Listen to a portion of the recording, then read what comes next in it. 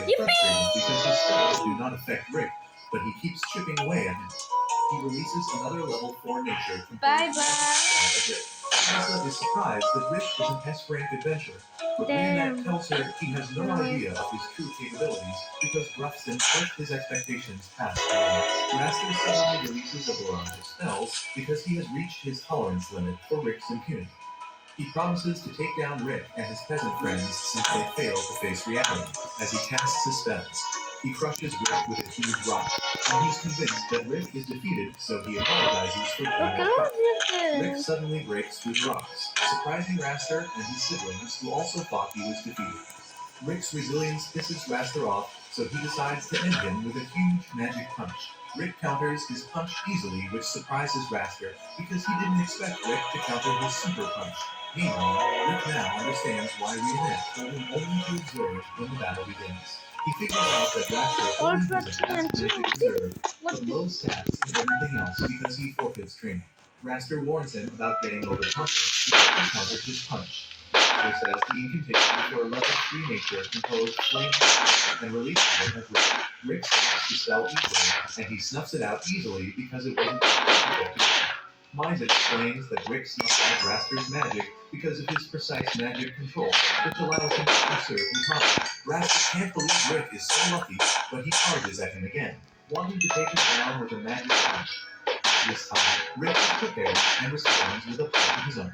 Raster hurriedly casts a protection spell, which activates just in time to protect him from taking damage. Angelica is surprised that Rick made Raster use defensive magic, but Raster couldn't make Rick do it. She confirms her suspicions that Rick isn't an ordinary adventurer.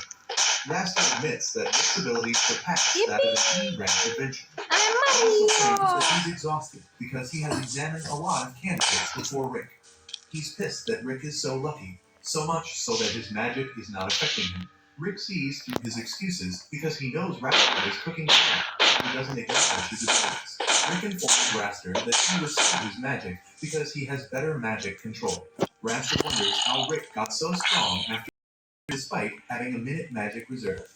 Rick recounts the grueling training and conditions he was under to build up the other 3 stats he could still improve. Elsa wonders how Rick survived such training conditions, and Ruffston tells her that he used his healing magic to bring him back to life each time he gave up the ghost. He tells her Rick was able to become so strong by repeatedly breaking down his body and rebuilding anew.